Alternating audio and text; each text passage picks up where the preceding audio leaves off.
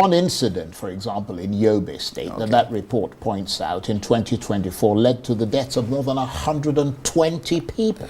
Not correct. I mean, that's what I've told you. That's a massive that scale. There are some individuals that are happy when Nigeria is bleeding, or when Nigeria seems to bleed. And whatever, remember, not long ago, some people told us in 2025 Nigeria was going to pack up. I hope you don't forget that. So there are individuals that are not really happy things are really working well. And it seems when we're getting it better, that's when all this information comes in. Yeah. I also remind you about the human rights report, the Reuters report, where they say we're abortion, illegal abortion over 10,000 people. It is whenever we're succeeding that we have this pushback. And the question I ask, what's the intent? What do they want to achieve? Is it to demoralize our troops or make them what? So are you saying that more than 100 people went killed? No, not up to, I can tell you. So how many people were killed? I think they're not up to 50. And why was that so? We have always warned. You see why I talk, say these are people where the governors say they no value our life. You see how the journalist asked this General Musa saying 120 something people buy for Yobe State by your armed military. See how he defend them. He say na lie. He say no be 100 and something people. Okay, how many be the people when he buy for there? He say na 50 something people. So those 50 something people, they no be people. Even if na 50 something people. See how this man, they defend the genocide where they commit for that country. See how General Musa, they defend the genocide where they commit for the country. How General Musa, they defend it. For our present, General Musa, they deny the people where they buy for that country. Likewise, the other time where they stick by those vigilantes when he chase those terrorists. When they go after those terrorists, they see send jets, see go by those vigilantes. To tell you, say these people, they know what they do. This General Musa, they know what they do for that country. They are just committing genocide for that country, just for their own suit. That is what all these people, they do for that country. All these our so-called leaders or rulers. These are our rulers. People, when they don't get conscience, they don't get human conscience. Those people. See how they defend genocide where they commit for that Nigeria. Those so-called General Musa, a chief of staff. See how they defend innocent souls where they go for that country. And the Western world do nothing about it. They just they watch people, they go every day. Innocent children, innocent parents, they go every day for that country. I say, make I ask, this insecurity where in the talk of, say, they don't conquer the Boko Haram and the terrorists then. Whether not true? General Musa go shamelessly come out for television. They see the boast of insecurity for Nigeria, say, you know, they again. General Musa go see come out. They tell us, say for the Northeast, say they don't conquer all the terrorists there. General Musa see come out, they tell us, say, over 100 and something thousand terrorists don't surrender when they want to integrate into the Nigerians. Yes, Muna say, we still get a lot of problem. I think you see, many people go see Papa for that country. Because these ones, they win 100 and something thousand terrorists, where General Musa confirmed to us, say they won't still say don't surrender to them, according to him. My people, una sure say this one a surrender, I be they just go bring them so that they go seize and they terrorize the country as they do them right from time. Because the ones where they bring all these civil defense and vigilantes, hunters, they don't seek by some of them. So they don't reduce for number. That's why they still go bring, they come out from inside the bush, may they come inside town now.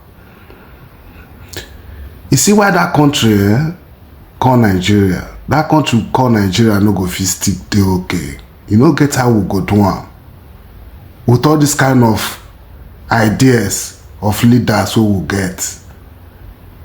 When e be say, if people dey buy, now they happy. And at the end that country now you go see come and say, you go see some Nigerians when you go see they support those evil people. Those people when e be say they buy them. Some Nigerians go see come and they support them. Now for the same place, now you go see say all the people when they come out to fight for them, now go be their enemy for the same Nigeria. Fulani go dey buy people for that country over how many years? Nobody dey fit talk. I see the other day for news when Mieti Allah come and say they buy their people for Kwara State. Now I ask say, so Mieti Allah know the importance of life, but if they send the boys them, they enter every city for that country called Nigeria. Maybe they buy people they go.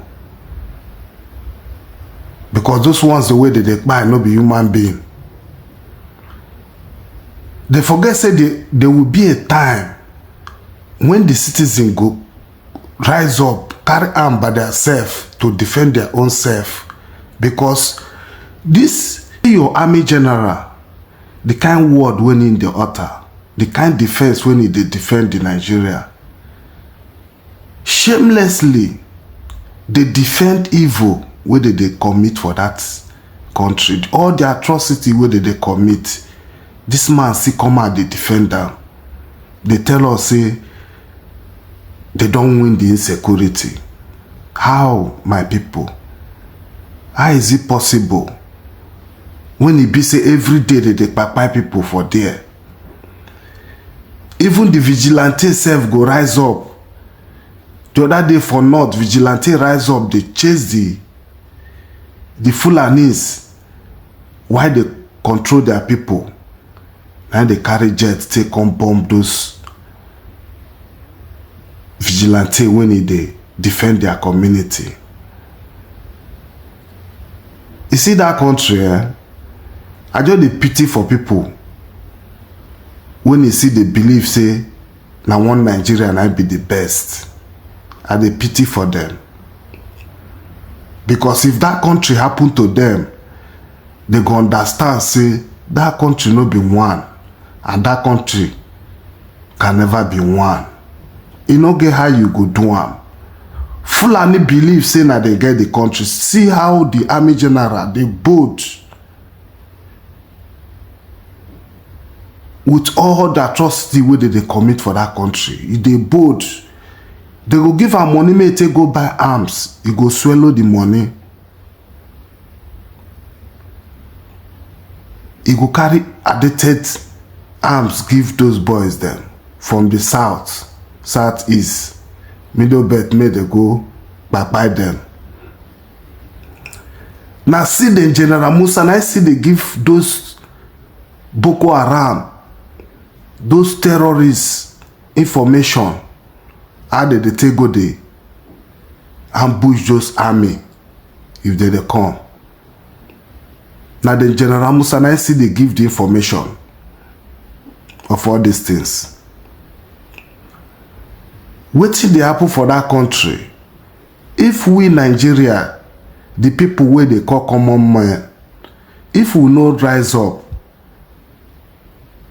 to fight for our destiny, all those people who na dey see for there, call themselves general, governor, president, local government chairman, all these people,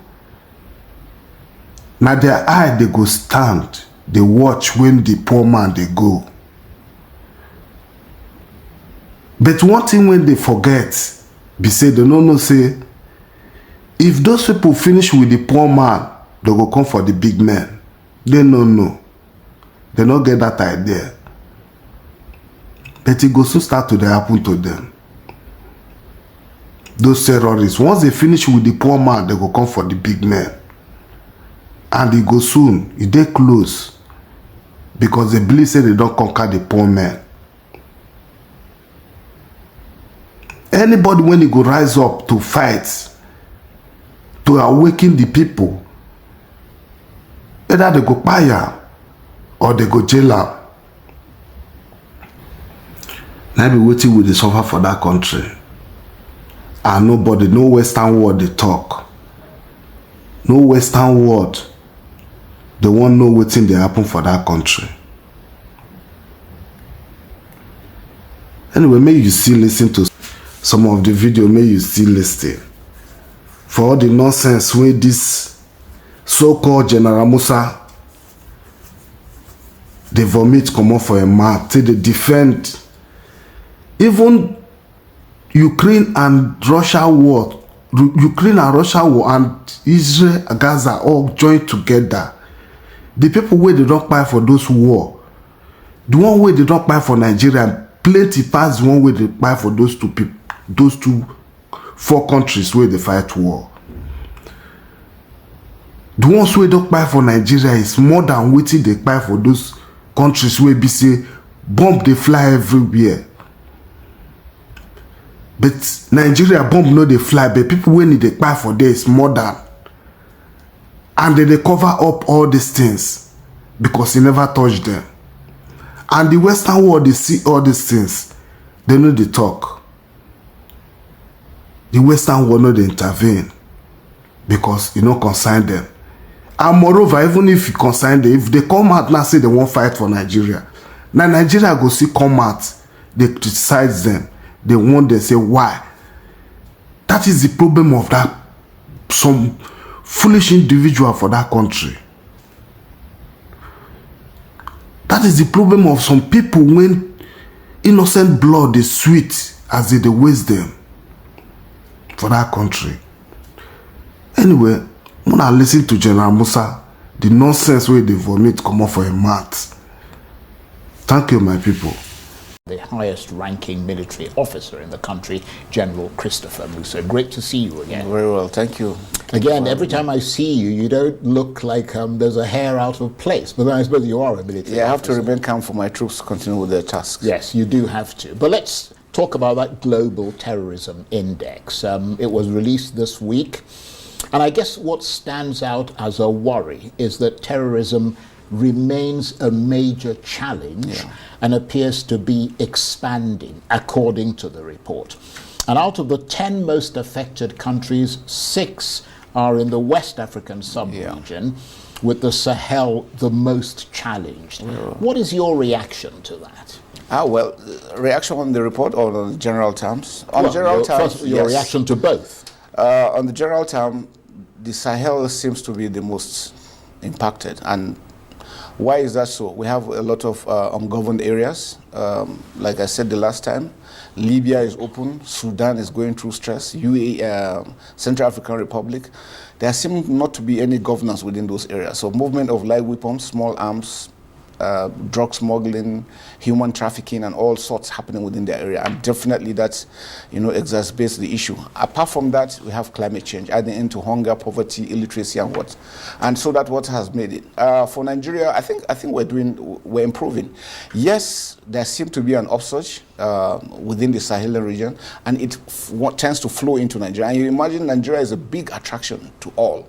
There's this belief that Nigeria is a very rich country, and anybody coming into Nigeria will have so much to give, and so there's so much to it. So most of these reports sometimes I think are overblown, taken out of context, but for us, we have a task and we continue to do what we're supposed to do. Right, but how worrying is it that the report points out that while group terrorism, for instance, has declined significantly in Europe, and what we see there now are isolated acts yes. carried out by individuals. I mean, there's no argument about the fact that group terrorism has declined. Yeah. Everybody can see it and feel it. Here in West Africa, jihadist groups like Al-Qaeda and Islamic State are leading the terrorism charge and appear to be radicalizing people at a faster rate. So in that respect, is it fair to say that the counter-terrorism effort in West Africa is becoming less effective even after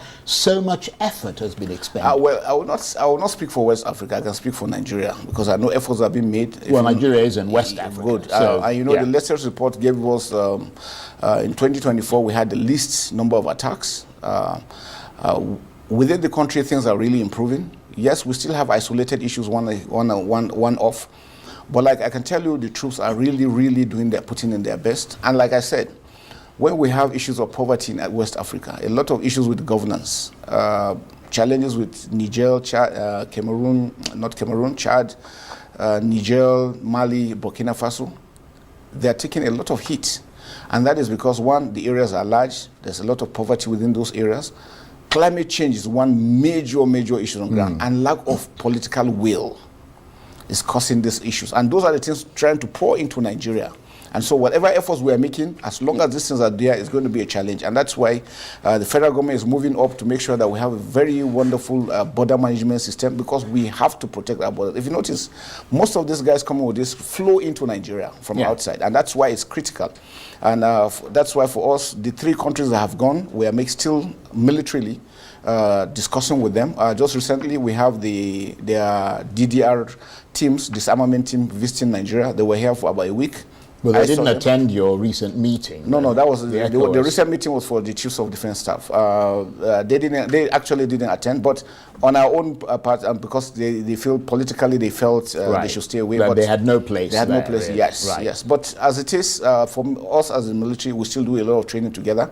We still have their men in our training schools here in Nigeria to tell you how we still work together. So we don't have such issues.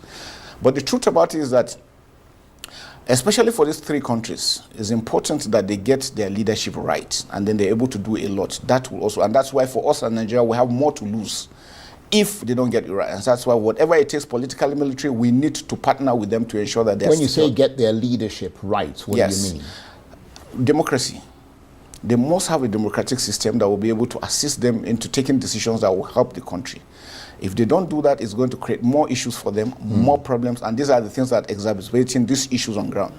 So those are the things I think they need to really look at. Indeed. Now, let's return specifically to Nigeria and what the report says about this country. Beyond sort of the bits and pieces and the parts and so on, is the country faring better or worse when it comes to terrorism? Because even the report itself seems to suggest that there has been something like a 38% decrease